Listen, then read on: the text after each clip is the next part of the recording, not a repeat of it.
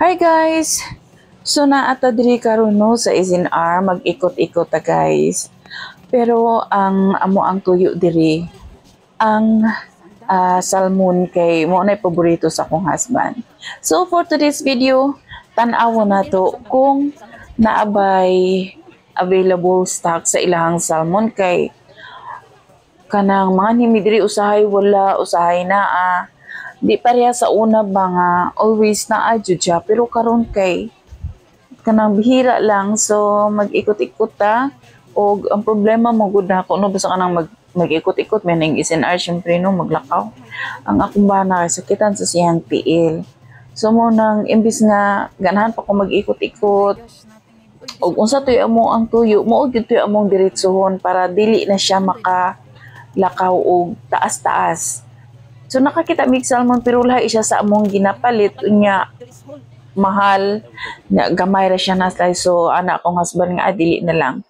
So nagka-decide mi nga mo palit na lang ani o di ba pambata. Ganahan mo gud siya ani while nagkatanaw og TV mo na ihang gusto. Then nagtry mi aning kuan New Zealand na apple ambot lang kung nice ba siya. Try lang nato. So murag nice man sad siya, murag lami siya. Tilawan nato ini abot sa balay. Then nagpalit sad mi og kuan kanang nang nakita ako sa TikTok kani siyang spam perminti mo kuno ko ni siya magkitaan. So na murag anas lang nga lami daw, try nato. Tapos ang akong paborito jud is ang olive.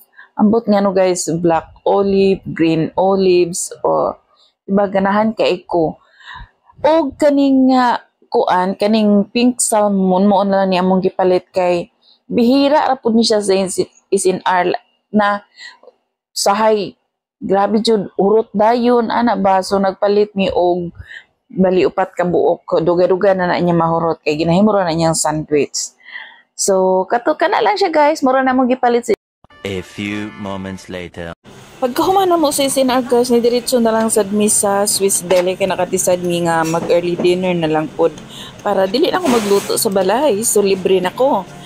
Bitaw kay dool raman sad good ni ang Swiss Deli sa SNR nag-atbang lang. So ganahan sad siya diri kay daghan siya mga pagkaon na pwede niyang makaon.